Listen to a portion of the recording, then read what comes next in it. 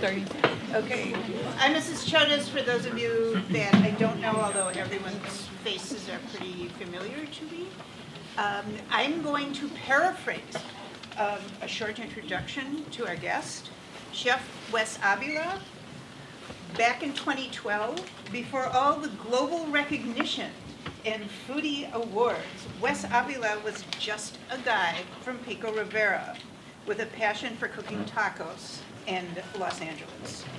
He wanted to make gourmet food available on the street, so he created world-class dishes served on a tortilla, and Guerrilla Tacos was born. He got a street cart, then a truck, and now a brick and mortar restaurant, and he published the first Guerrilla Tacos cookbook. We'll show you one at the end when we award one to one of the students.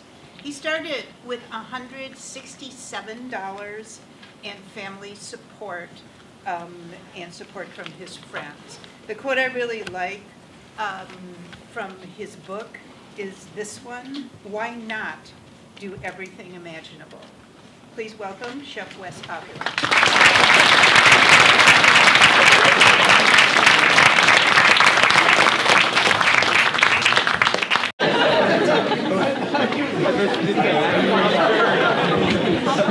Perfect timing, guys. Well, thanks for coming out.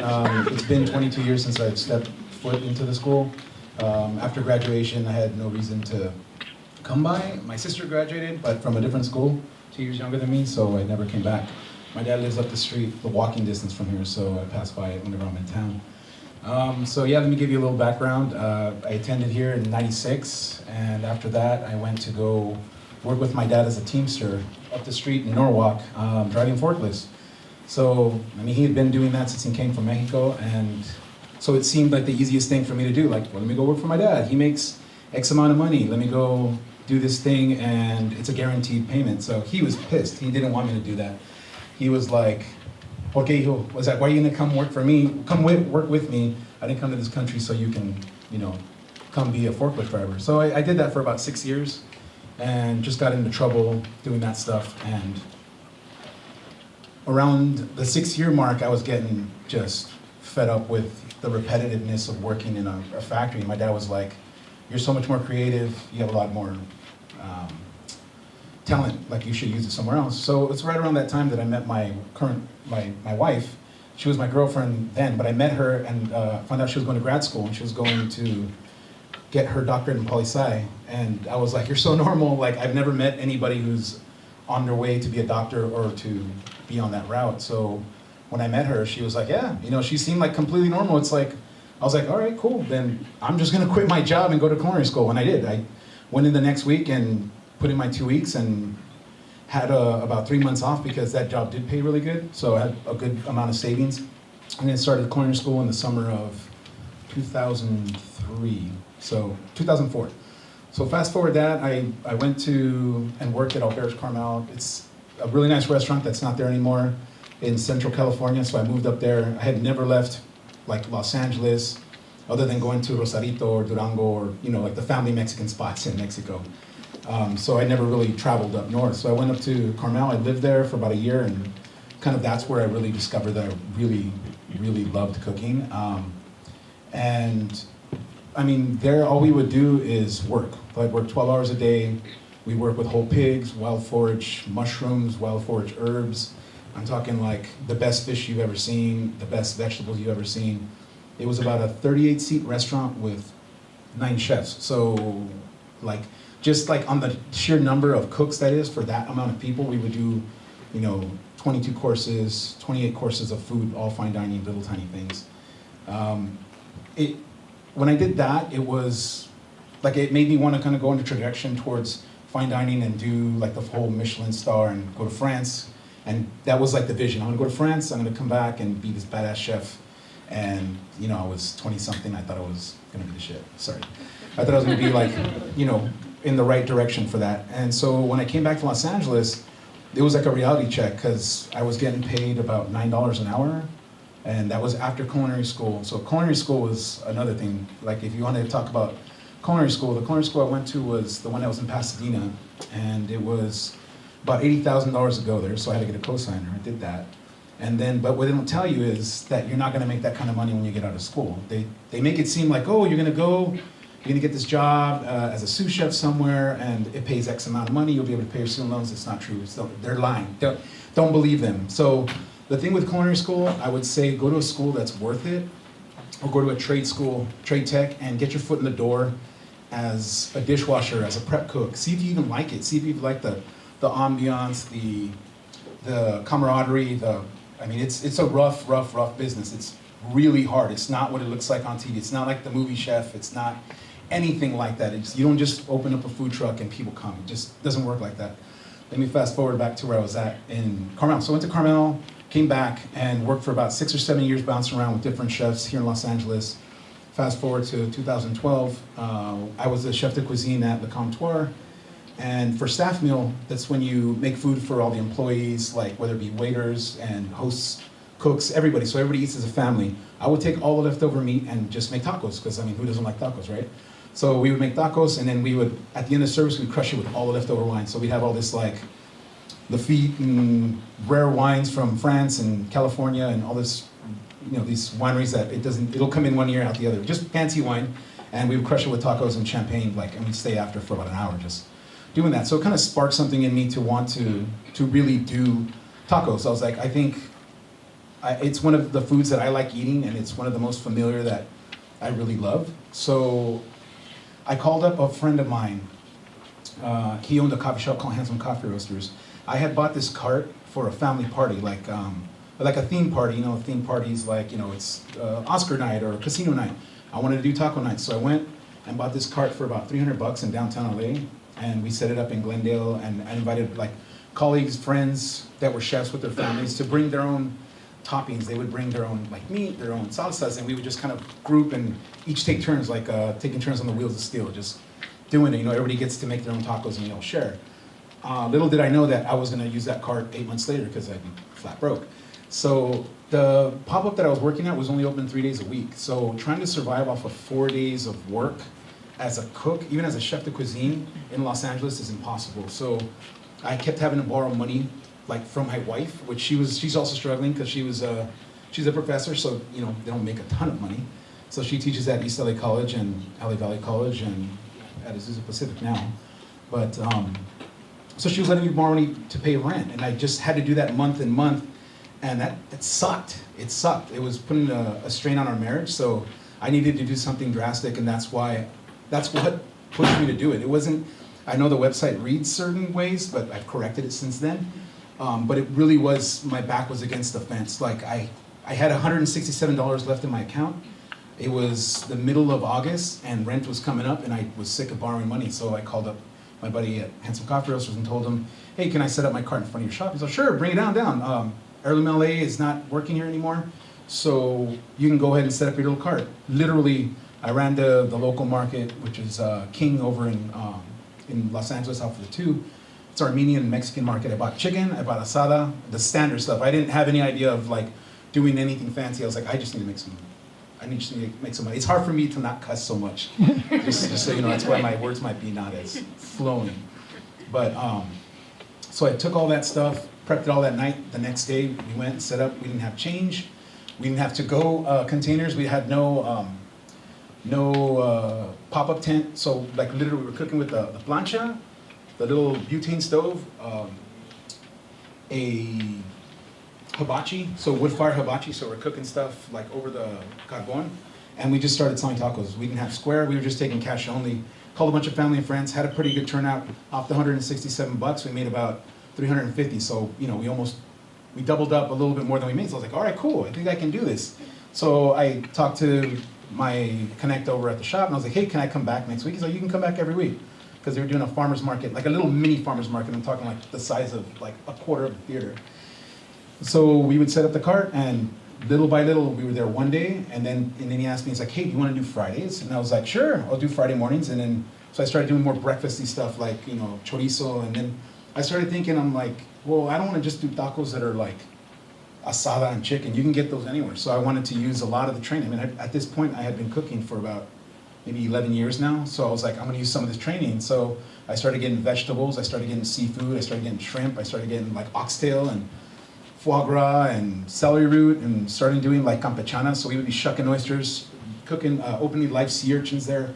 And so I started using a lot of the connects that I had before with fish and my fishmongers and pork mongers. And so we started using really good ingredients, and just slowly, little by little, we'd add a day, we'd add another day, and then we had other coffee shops coming and saying like, because the thing with coffee shops, I don't know if you guys are familiar with like the third wave coffee shop, like not meaning Starbucks, not meaning like intelligentsia, but there's like waves of coffee of how it came like cool, you know what I mean? How like in business, like Starbucks was cool, and then all right, Starbucks is garbage because there's intelligentsia from Chicago and they're gonna teach us how to drink coffee.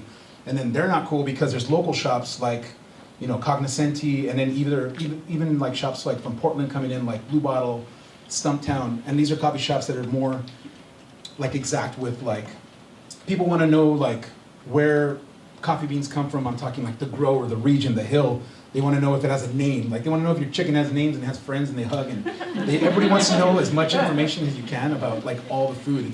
It's way more important than it was when I went to school here. It didn't matter where the food came from as long as it was bomb. We used to go to Taco Shack, which is not even there anymore. So those coffee shops started approaching me and were like, hey Wes, you want to come set up your cart? I was like, sure. So we got another spot. So, and I'm talking in downtown, if you're familiar, we were in the arts district where there was nothing there before. Like it was one coffee shop and a bunch of like big rigs that would come in and out, and little by little those big rigs places got bought out and bought by developers, and they developed and grown. And so we found another spot down by Staples Center. So a friend of mine was like, hey, before USC games, before Lakers games, like we do pretty well. Like if you bring your tacos, there's no food here. Took the tacos there, that grew. And then we got written up by the LA Weekly. Like the first time I ever saw anything written up about myself, I was like, what the f-? I was like, my mind was blown, and little to say, I was really excited. I was like bumping Biggie Smalls, like it was all a dream, like just getting like one write up. And I was like, really thought I was like the biz, but little did I know that it would be so much more coming. Like it just snowballed from there. Like that first year in 2012, it was just me and my wife. Like she would help me 2 of the days, and she's in grad school at the same time because she also got 2 doctorates. So this is the second time she was getting a second degree. So it was like she was trying to help me while she was trying to do her dissertation, and that was really stressful. So I had to hire one other person to help me. So she helped me 3 of the days, and then this other person helped me 2 of the days. So we're open about 4 to 5 days a week for about a year until reality comes, and then haters are everywhere. So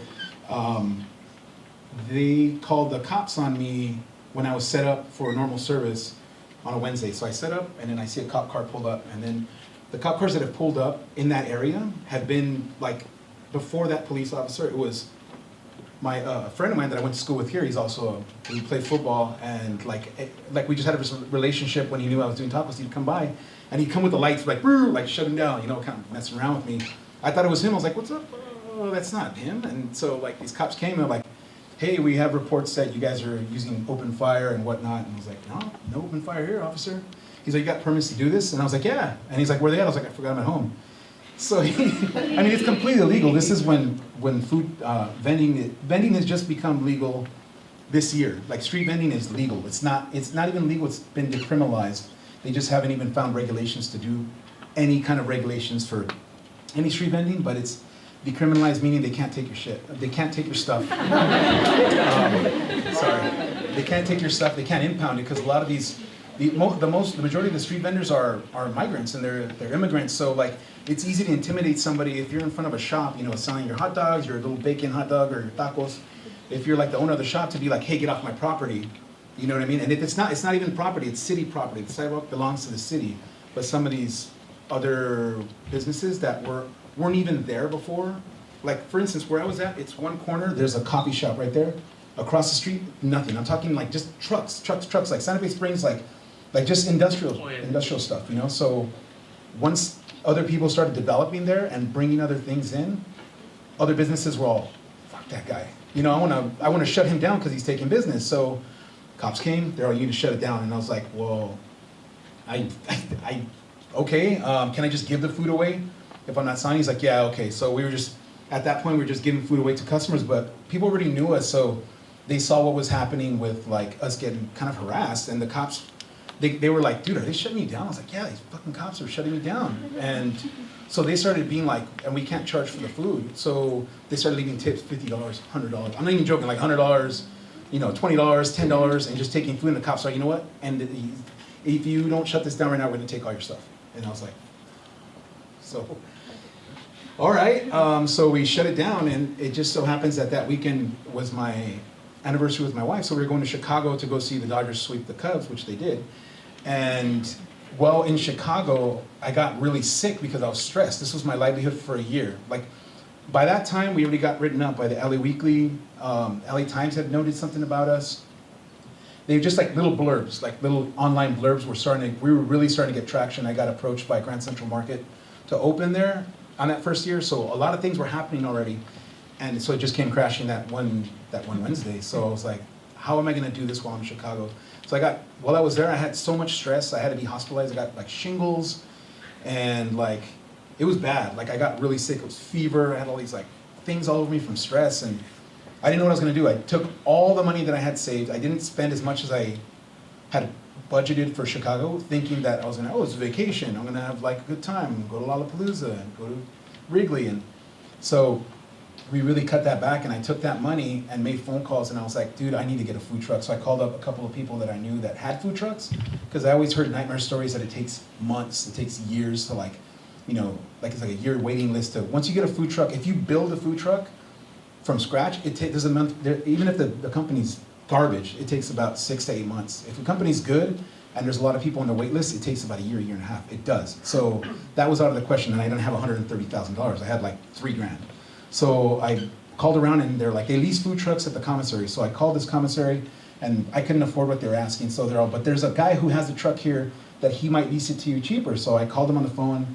I was like, hey man, like, I'm just up and starting, you know, just give me a chance, like, you know, what is the best deal you can get? So I had to pay first month, last month, but I didn't have to pay the deposit. So I had to come up with about $3,700, and I had about $2,800 after Chicago. So I borrowed a couple hundred from my mother-in-law and a couple hundred from a really good friend of mine, and got the food truck. So this is a week after we got shut down, and it was like a big deal. Like I thought it was the end of the world kind of big deal, you know? So we literally take the truck and we park it right at that same spot.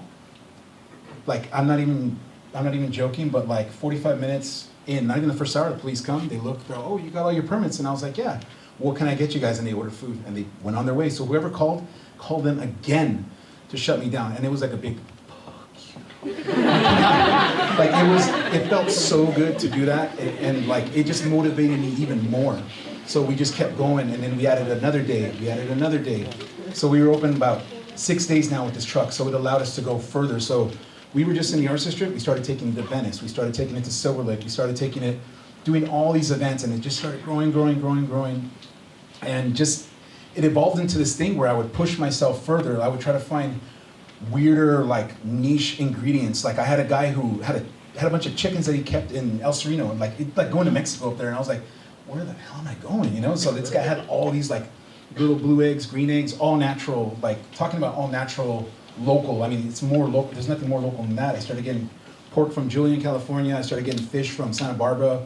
This fisherman, she's like just like the sea urchin queen. She's like uni. If you guys aren't familiar with it, it's that black spiky thing. You crack it open and eat the eggs, and it's super good. It's fantastic. So we started using that kind of stuff and really pushing ourselves to do that. And with that growth, it just was, my whole thing wasn't even about like, yeah, I'm gonna make money. It was more like, dude, I'm like having fun. I'm enjoying what I'm doing. There was no boss. I'd be like, hey, let me ask if I can change the menu. Can I change the menu? Sure, I'll change the menu. Go ahead and change the menu. I was just asking myself. It was like one of those things where you just made it happen. And it was very much off my own kind of working, and with my wife supporting me and like helping me. She helped me build it for the first 2.5 years, and she graduated, and she was like, I have to go practice being a psychologist now because I have my degree, so I'm gonna have to leave the business. So she left the business. I hired more employees, and some of them were family, and I think 2 of them they went to Whittier High School, so it's kind of funny, like everybody's like from this area. And so they worked for me a couple of years. We grew that, and you know, fast forward, and that's when the Jonathan Gold review came out, and the LA Times wrote about it. So we were the first food truck to get reviewed by the LA Times.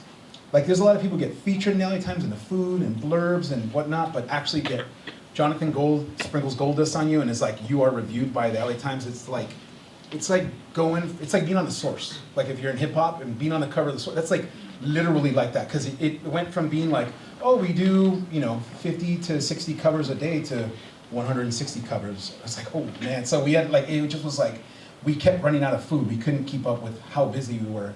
And so growing that for a couple of years, I was approached by different people to open up, like, hey, let's open up this restaurant with like, and the developers that open like the coolest spots in LA, like the dope spots. And like, I was just like, no.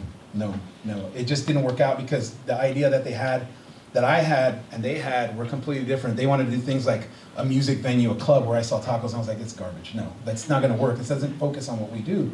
It wasn't until, I'd say about 2 years ago that we were introduced to this group from out of Austin, and they were like, hey, we wanna do this project with you, but they were much more like, we will front the money, they're my partners, so they'll invest the money and hands off. Like the only thing they're there to do is support us and support me. And so I was like, all right, these guys sound like a good fit. We signed the contract and we got a location and we found out that it was like $700,000 to fix a pipe that was like from here to like the library. It was $700,000 and it just was like, it's not gonna work out. So we ixnayed that location and we found a new location where we're at now.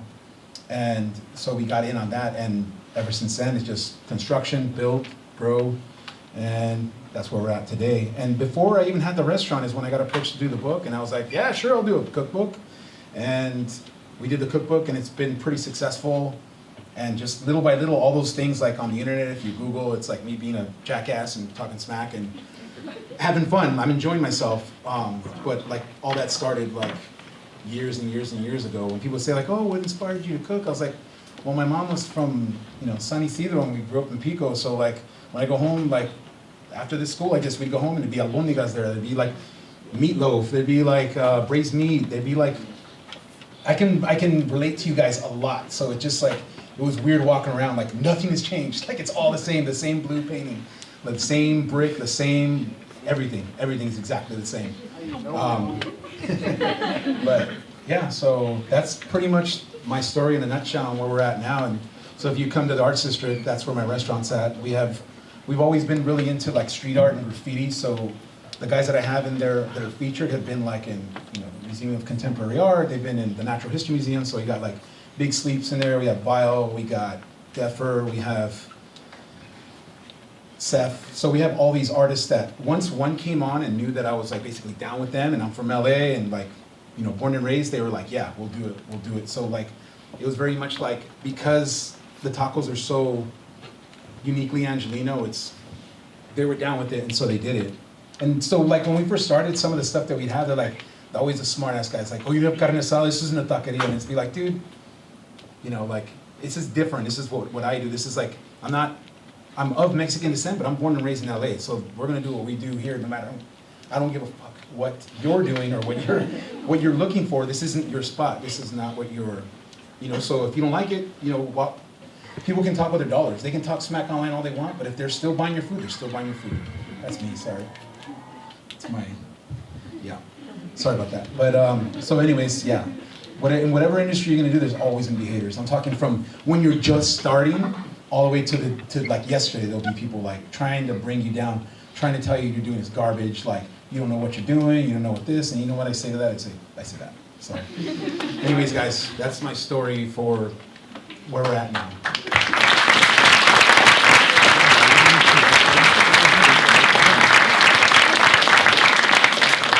Are there questions? So did living in Pico influence your thinking in any way on making tacos? Yeah, I mean, when I grew up here, it was the 90s, mid-90s, so it was a lot more gang violence. So it was like, trying to be smart. And growing up here, like, I always try to be like an entrepreneur. We were DJs back then, so vinyl, before it was like hipster, we had vinyl, like, so we would DJ hip hop and house, and we were like the guys who always had the flyer parties going on. So I was always involved with that. Me and my brother, and then another friend of mine, we all had this like crew, and we had like this breakdancing crew and like rebel crew and just some silly stuff that we were doing back in the day. But even then, we were like trying to have parties, trying to promote. Before Instagram, we would actually pass out flyers. Hey, this is the map point at Jim's right there on Parsons and Rosemead. This is the map point over here at Taco Shack. So we drop all the maps. They pick up the maps. They'd be mapped to the party, and then we charge to get in. And so, like, always being an entrepreneur was in my since I grew up here, since I was like 14 years old. We've been doing that. How about you? This is kind of a lengthy question, so you want to hear both parts or just one? One and the other. Okay. So after all the things you've been going through, like kind of like the bad things, I was gonna ask what helped you stay in that path, or like imagine yourself standing here today, like being an amazing chef. So, like what helped you stay in that direction? I think looking at the big picture and having a really strong support. Like my wife has been like fantastic. She's been like just the biggest support and the biggest pillar and rock in my life. We've been through the ringer back and forth, but like there's nobody I'd rather have in my life than her. So she's been my biggest support. Second has been family. They've always been like really supportive. Whenever I post something on Facebook or Instagram, they try to like retweet it and so repost it and do all that other good stuff. So I think those are the two main parts that have helped me like stay the path when things have been really, really bad.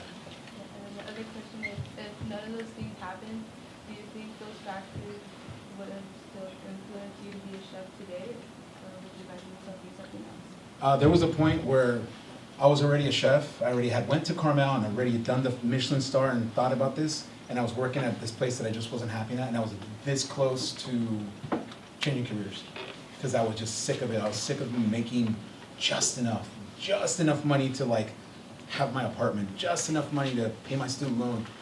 And I was really close to switching careers and being like, fuck this, because it's really hard. It's really hard. So like what you see, like if you Google or like go online and see like Press by Us is what a lot of chefs want to get because it helps generate people to come. It makes people interested in seeing what you want to do. So yeah, no, I was that close to being like, I'm done. Anybody else? I'll get you next. Wait. If you have ever thought about this, what point in living in Pico did you say, I have to leave and be No, it wasn't that bad. It wasn't that bad. Like Pico, I have a lot of love for Pico, but I mean, like when I was in school, my junior year, my mom died while I was in school. So like having that void, like literally, like I was captain of the football team freshman, sophomore, and junior year, and I quit football my junior year because she passed away in January of '95. So like at the time I didn't know, but I got super depressed. And then I had a girlfriend that was like there for me, but it was like I got so wrapped up in like having a girlfriend in high school where I was like, didn't look at the big picture, didn't look at the future like, oh, I'm actually good at sports, I'm actually good at this, like I can do that to get along, and nope, I didn't. So I just completely went in the dark hole. And my senior year, I just graduated. Like I barely graduated because I was depressed. Like my mom died. My mom was awesome. She wasn't like a crappy mom or anything. She was great. She was like, go to all the games, take us to Melrose to buy cool clothes, take us to go record shopping. So really supportive about DJing. So everything that I've done now, she'd be like, fuck, boy, you fucking killing it. But that, so I have a lot of love for Pico because I have a lot of memories. But when I was ready, it was the day I graduated. I was like, I'm out. Like I graduated high school. I worked with my dad for about 6.5 years. But like I say, I worked with him for about a year, and I made enough money, and I moved out. I was like, no, just need to get out and see what else is out in the world, man. Because there's so much more to life, and cooking is taking me from Spain like 7 times, France, southern Mexico, Australia, New York, Chicago, London, Belgium. It's taking me to Thailand and then back to Ireland. It's just like, when you're really passionate about what you do and other people recognize it and see it, they want to be a part of it, and they want to know, well, what are you doing that's so like, that people want to be a part of, you know? So like, that definitely, like, the day I graduated, that's why I was like, I haven't stepped foot in graduation, grad night. I didn't even go to like senior trip, none of that. I just was like graduating, I was like, gone, I was done.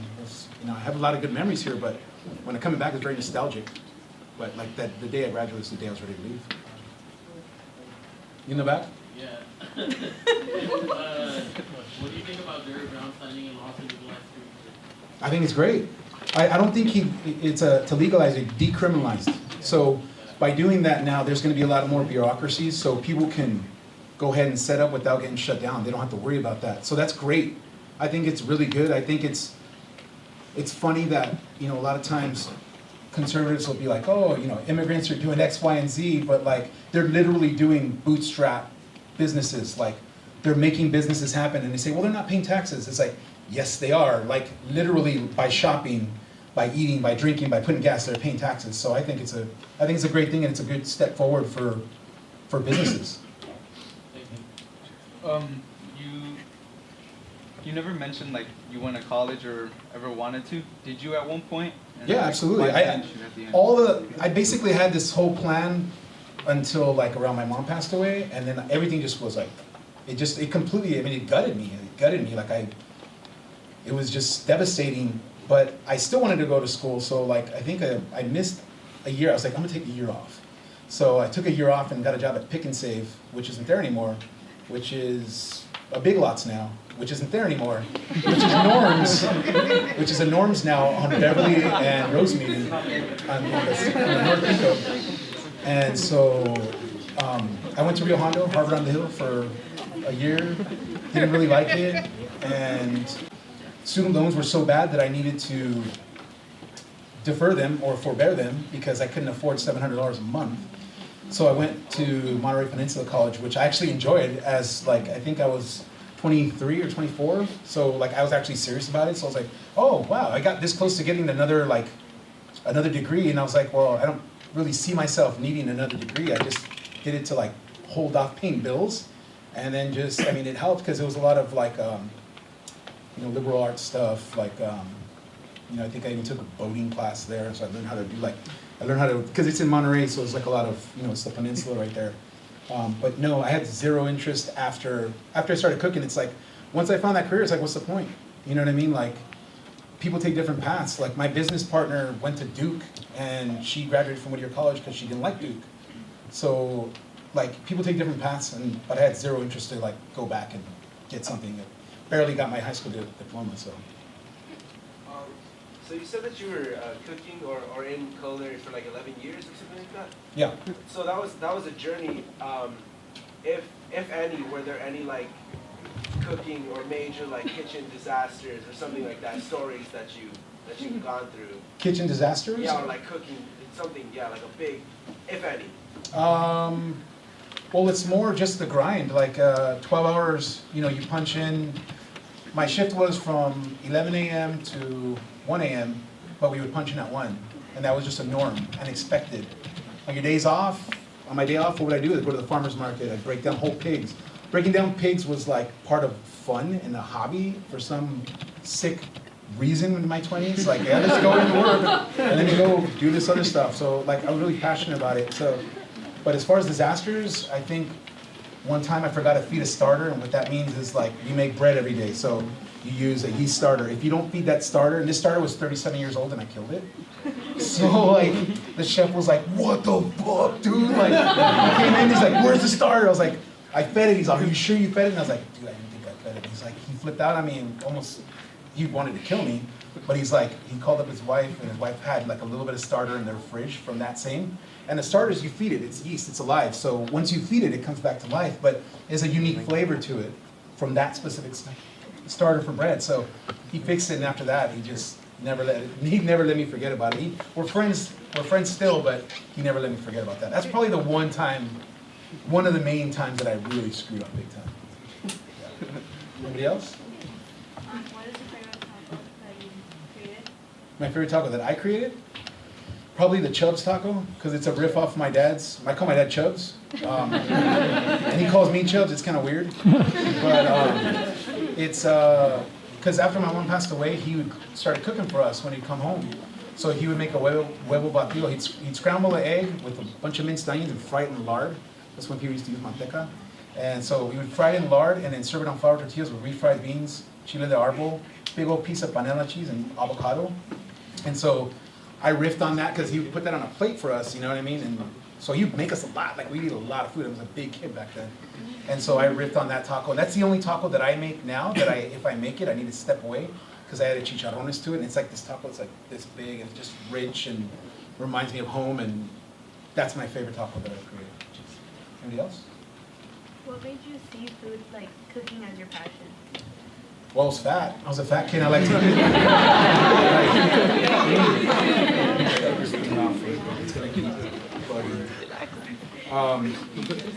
Yeah, no, I mean, I was always like a big kid. I mean, when I was in high school, I weighed about 280 pounds, but I was squatting like 400 pounds, so I was like a big kid.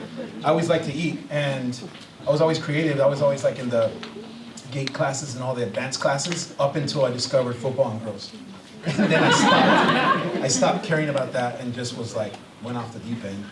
But I've always been really artistic and really good with my hands, with like making things taste good and being able to remember like specific dinners, specific lunches.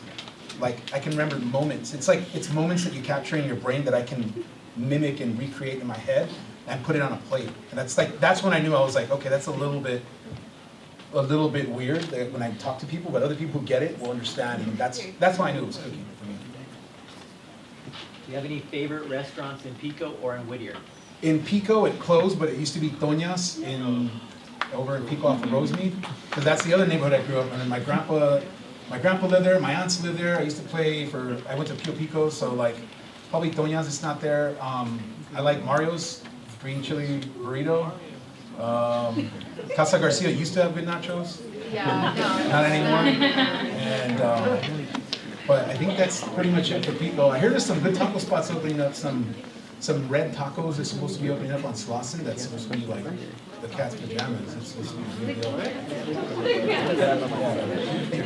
I can't cuss, so I'm coming over here.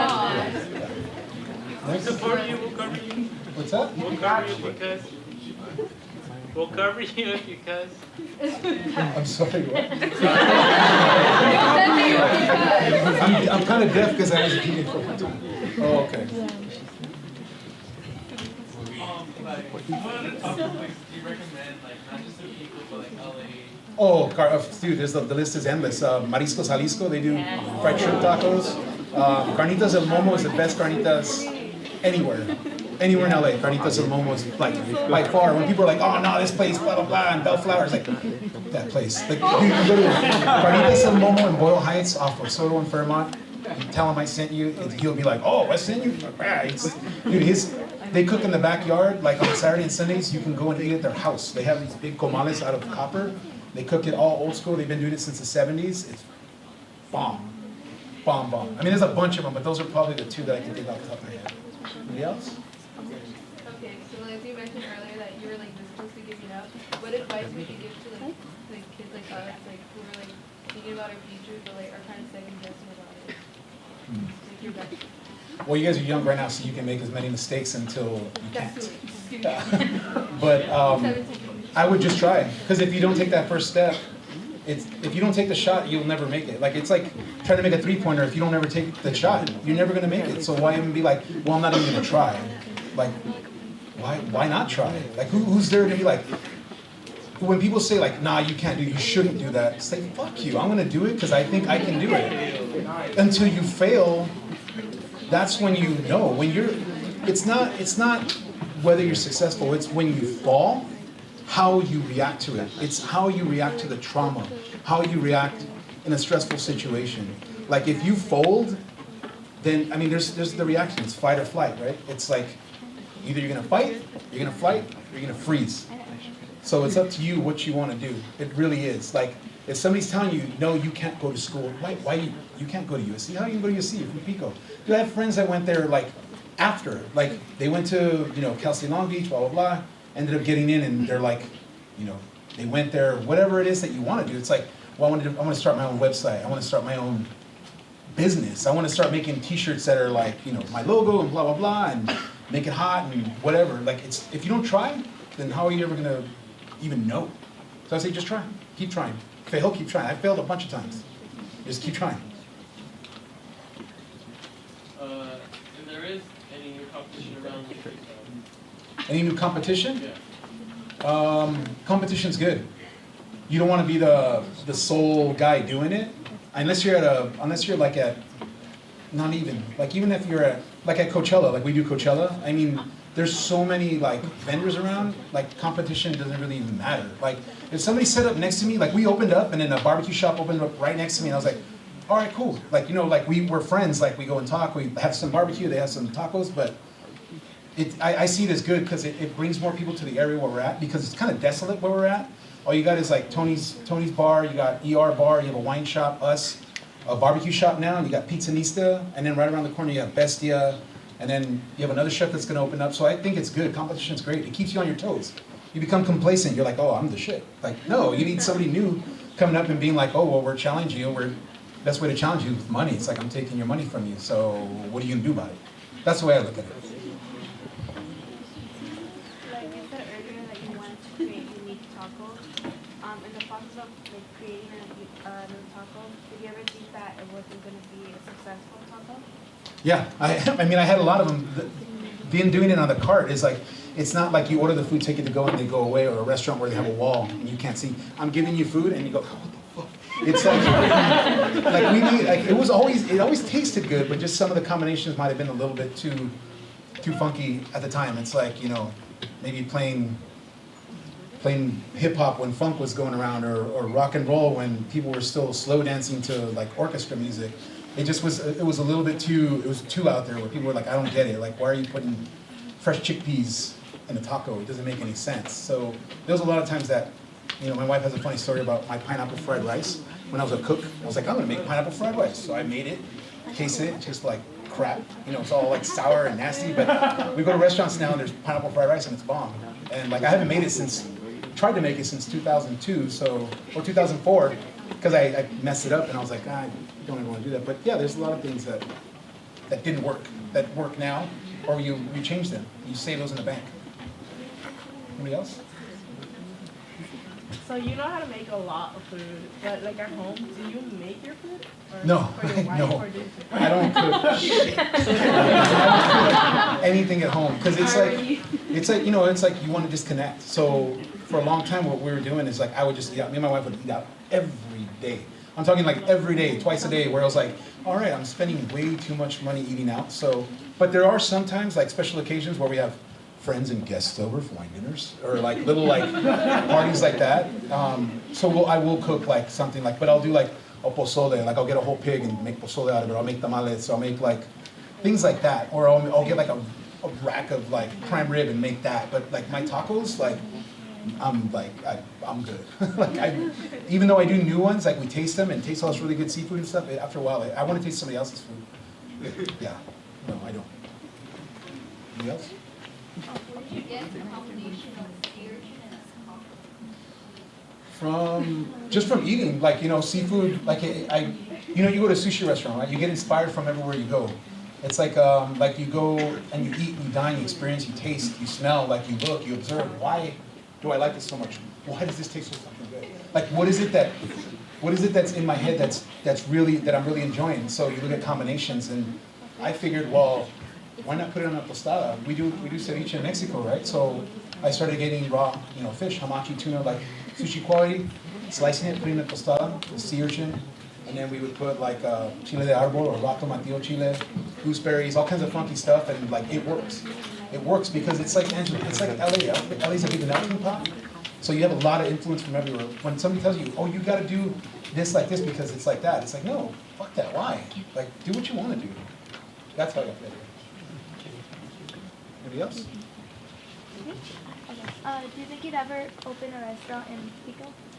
I've got asked that like a bunch of times. I think I would eventually. It wouldn't be a Gorilla Tacos though. How important is it, do you think, to marry well? It's very important to marry well. Find yourself a good partner. It's super important to have like somebody who has your back. Even if you're not married and you have a good boyfriend, girlfriend, whatever. It's like as long as you have a good partner that has your best interests, that's very good. Anybody else have any other questions? So, when you when you started off, like I'm assuming you were always in the truck, always making the food. Now that you're like, you got the ball rolling, are you still always the one in the truck making the food, or do you have like people working for you Well, the restaurant's open right now, and I'm here talking to you guys, so I'm the boss. I own the place, so yeah, no, I have a really good staff. I got a really good business partner, and she does the business side, like runs the numbers and does the front of the house, and I do all the kitchen stuff. So at what point were you at what point were you like, all right, I don't need to cook anymore, I can get people to cook for me? I'm not like that yet. I can do that on 2 days a week, or I can do that like for a special occasion like today, but I can't do that yet. Once I have that system locked down at the restaurant, then I'll step away and I'll do a completely different project. Because I can only do tacos so much. And I have other ideas, other different kind of ventures that I want to do that I'm going to make happen, but just not now. So what's like your next goal after like getting your restaurant settled? After getting my restaurant settled I have ideas for different products that I want to do, like food products. So it's probably launching that line, and then opening up some other type of restaurant concept. I have other ideas. I mean, yeah, tacos are one thing, but the world is open. Would you open a seafood restaurant? Yeah. Like, Yeah, absolutely. I love seafood. Yeah, of course I would. It would be great. My favorite seafood dish, my favorite seafood restaurant. Oh, yes. It would be Connie and Ted's. Connie and Ted's is in West Hollywood. It's the fucking shit. It's New England style seafood. So chowder, shrimp, lobsters. If you order over a 2-pound lobster, they ring a bell. It's great. How are we doing on time? Okay. Anybody else have questions? Have you ever made any tacos from ingredients from Asia? Absolutely. I do a poke tostada, so that's so it's more Hawaiian style. I use a lot of Japanese ingredients. My fishmonger is Japanese, so we'll get like hiramasa. I'll get hamachi, kampachi. We'll get like different clams that are like unique that you serve raw, and just open them up, put a little bit of yuzu juice, sesame, that kind of stuff. So it's very open to everything. The only stuff I really don't use is Middle Eastern stuff because I'm not familiar with it. Yeah. Where was your favorite place to go, like, around the world to cook? Around where? The world? Yeah. Probably, to cook, it'd probably be, I'd say London. London was great. Like, the people were welcoming. And the food in London, it's always been historic, like it's always sucked. But when I went, I guess it's after it stopped sucking, which is I went 2 years ago, and that was awesome. I really enjoyed cooking there. People were really welcoming. There was a guy who ate 22 of my tacos, which I was unheard of. And I was just like, damn, like that guy can rub. So I really enjoyed cooking there. Anybody else? He ate 22 oxtail and celery root tacos. Yeah. What's your biggest selling taco? The sweet potato taco. We do a sweet potato with almond salsa, feta, corn nuts, and scallions. You, the hat. How expensive is taco? I'll answer your question. They range. They go from $4 all the way up to $12. Yeah, it depends. It depends. But on Taco Tuesday, we have 2 chicken tacos and a tecate for $7. But, yeah. Now, how about your question, sir? what's your favorite taco meat? My favorite taco meat? Yeah. I like seafood. Seafood's my favorite.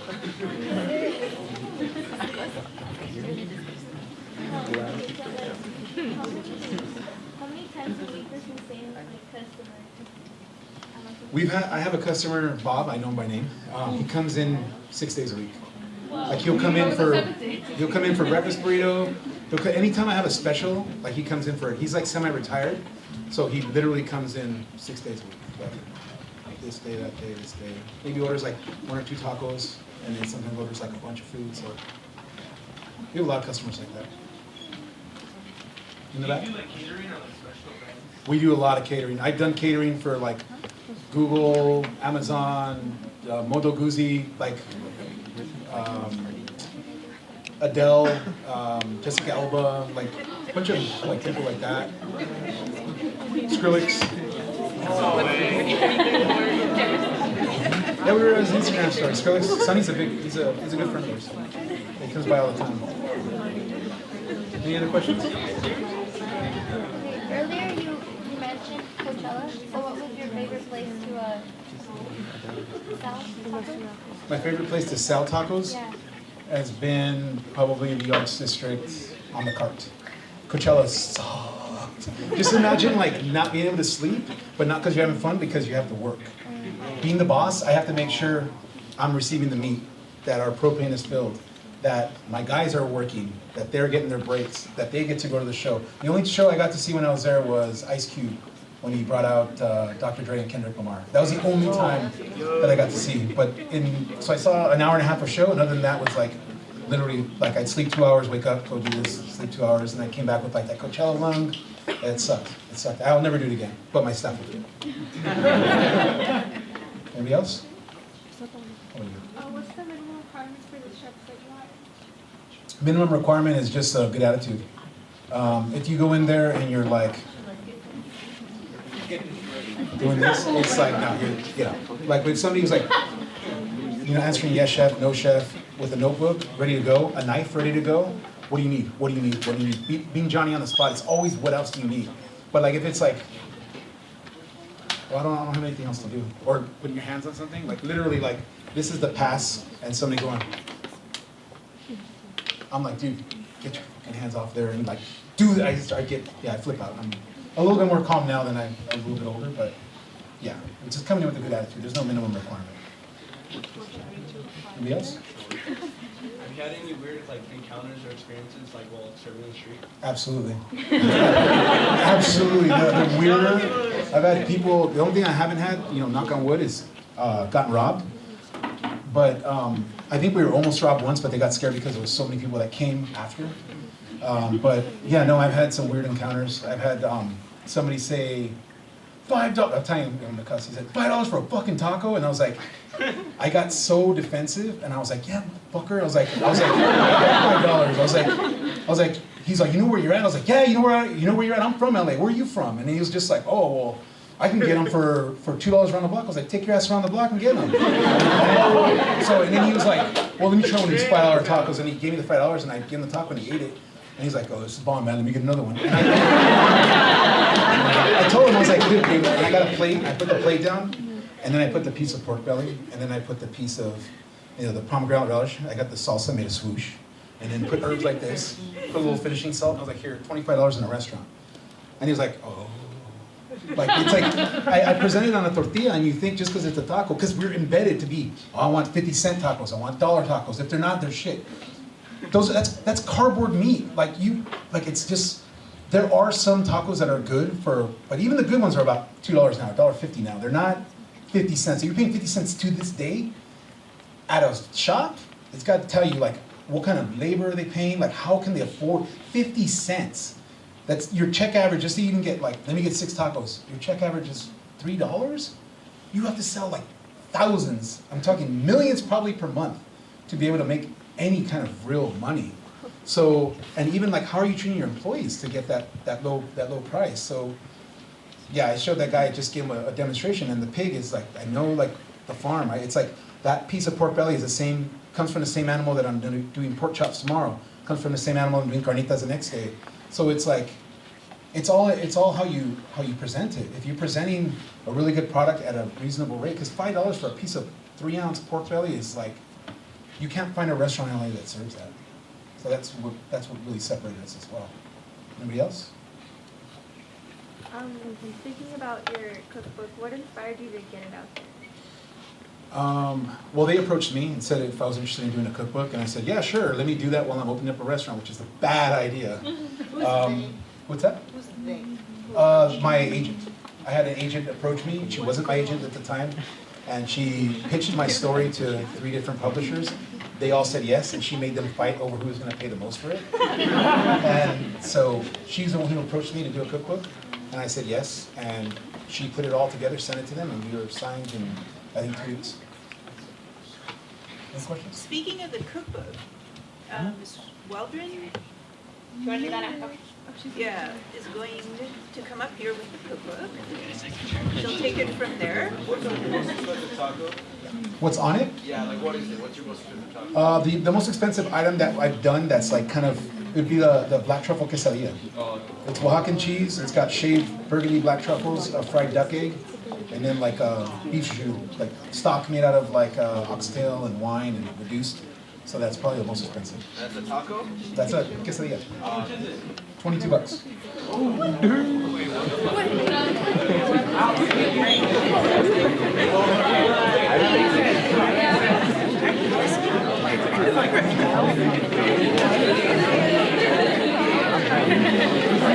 All right.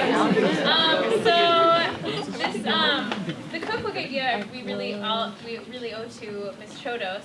She thought it would be wonderful to give a cookbook to a student from one of my ethnic studies classes, because it was really our partnership between my class and her that brought West Avila here, had the first idea to. And so we wanted to select a student who has really embodied what we think ethnic studies is all about, which is critical thinking and discussion, and has really upheld kind of the expectations of the class in terms of being open-minded and kind to everyone in the classroom. So it was a really difficult decision, but from a combination of student vote and teacher choice, we decided to award this to Ty from 6th period.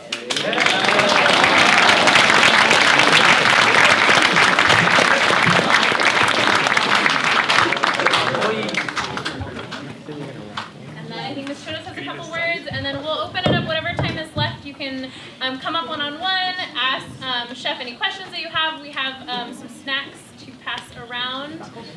Grab a bag of chips. So stay seated while Ms. Chodos kind of wraps this up, and then we'll give you all a chance to get up and say hi.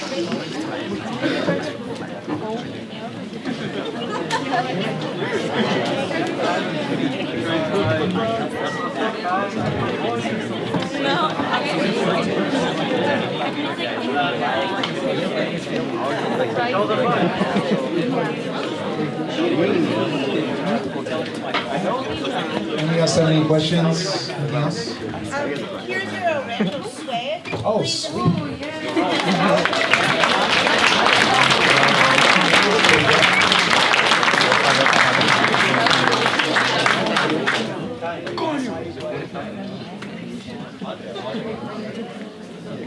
It's like a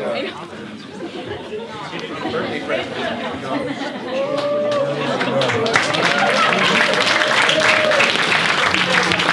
The last Rancho Punch shirt that I have is like going undefeated our JV season, and we made shirts, and that's like the only shirt that I still have from them. Soccer. Nice.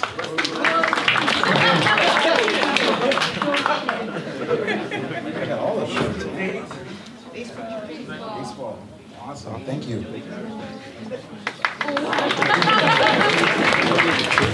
a Rancho Tiki mug? That's actually a bobblehead. Ah. You don't have to open it now. Open it.